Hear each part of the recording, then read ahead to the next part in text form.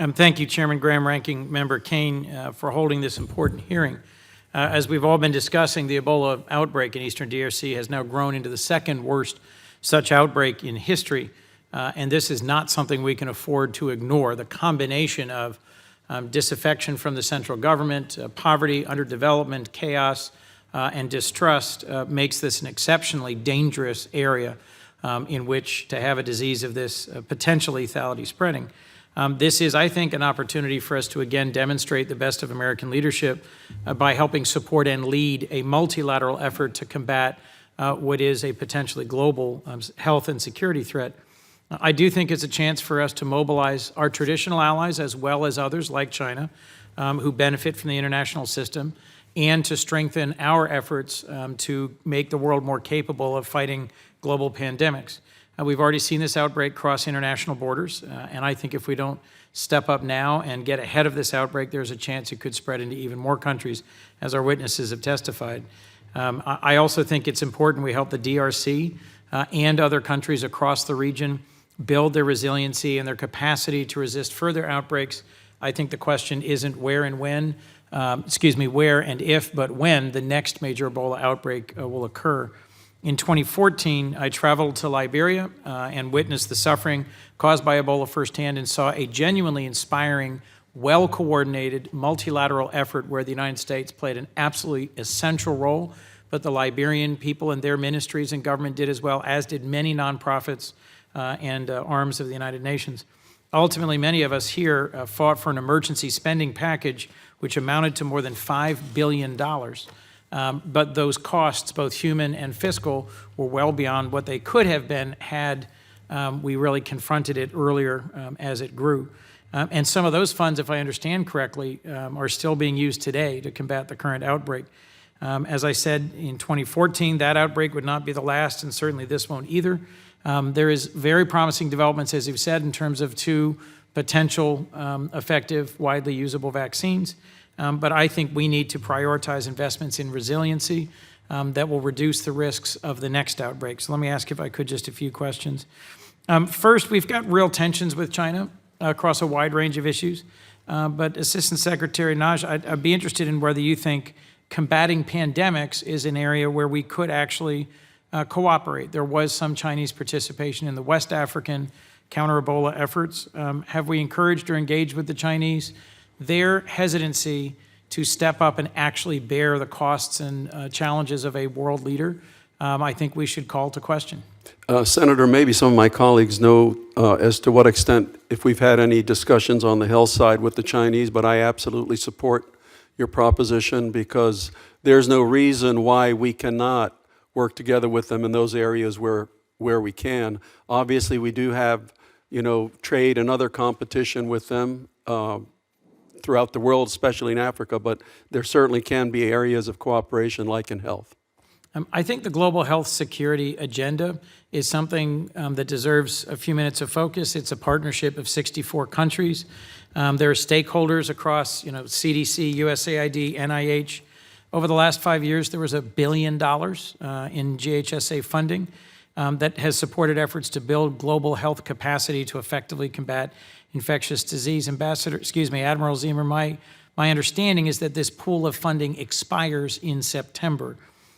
If funding for GHSA isn't maintained at current levels in FY20, will all the agencies you represent be able to maintain current global health security programming, or will you be required to scale back operations either at CDC, AID, or at state?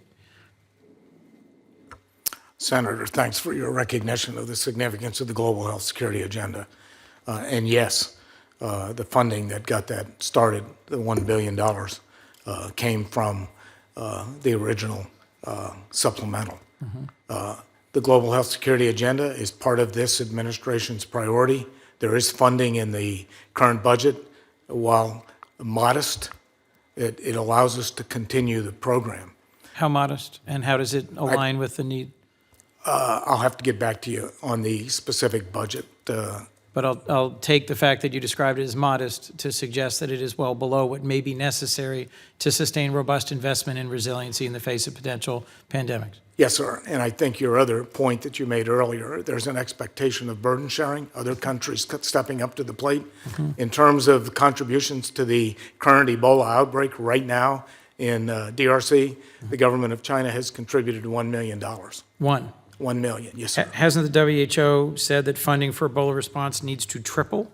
And that their most recent estimate was there needs to be a total investment of about $320 million to get ahead of the virus? Yes, Senator. The good news is that we have a plan coming together, okay, that has specifically identified $384 million. We can get you the figure to move the health response through the end of the year. Right. The good news is it also is built on 4 other components, pillars, if you will.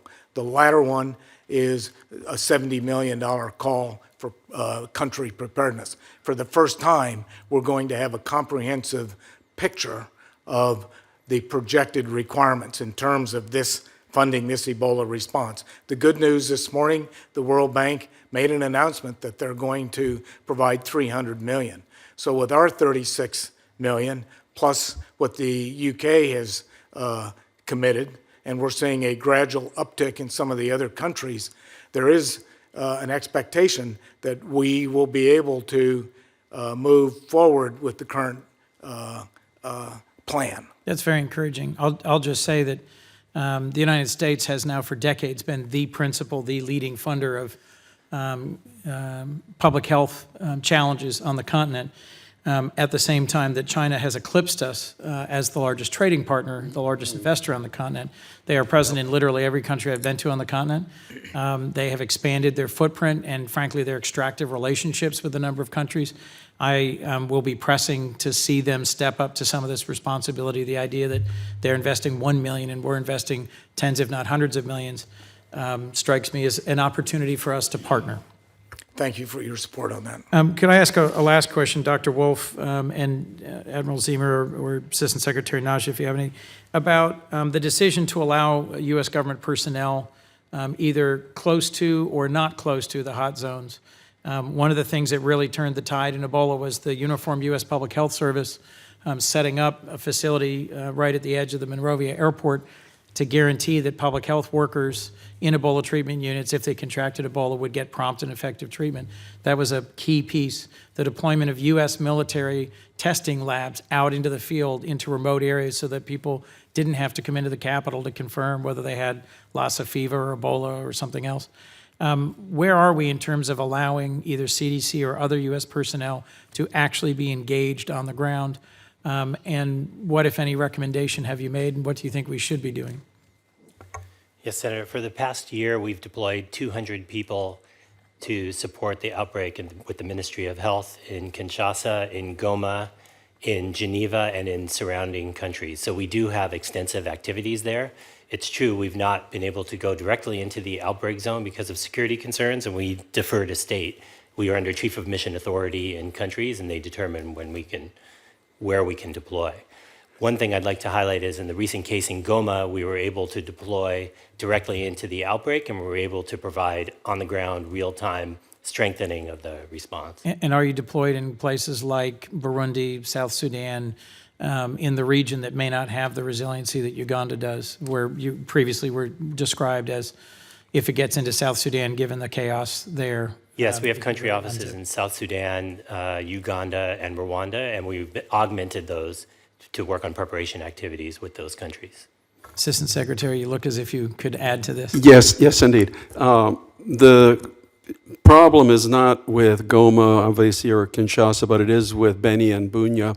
Right. And given the dynamics of the situation and how it changes day to day, we have a very careful policy under Chief of Mission, under Ambassador Hammer, where the regional security officer, diplomatic security, looks at the proposed travel, evaluates the threats, and then gives their blessing or recommends against it. Just like we were talking earlier about the CDC person just receiving permission today to shadow the UN overall coordinator. It was not an easy decision, and the whole Emergency Action Committee had to take a look at it. because of all the armed groups. There's one ISIS-linked terrorist organization operating in the Kivu. So it really is a case-by-case basis, and how much has the situation changed? Unfortunately, as you said, sir, the West Africa situation was so different because of accessibility. Do you have any sense how many Americans are in this immediate area who are there perhaps through Samaritan's Purse or Save the Children or Doctors Without Borders? I don't have an exact number, but I can certainly find out, because I know that there are some that are not under Chief of Mission Authority. Because there certainly were in West Africa, literally hundreds Exactly. of Americans deployed. Admiral, did you have any closing thoughts on what is the most important thing we're not doing that we should be doing to get ahead of this? The ideal situation would to get the CDC personnel on the deck. We all support that. And I just want to echo what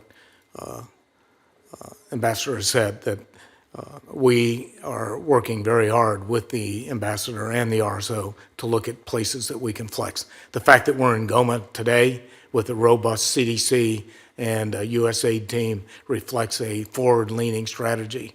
And just within the last couple of weeks, they've extended the curfew so the teams can get out and operate. So this is a ongoing issue. It's appreciated, and we're doing everything we can to make the right assessment in terms of getting our folks in the field.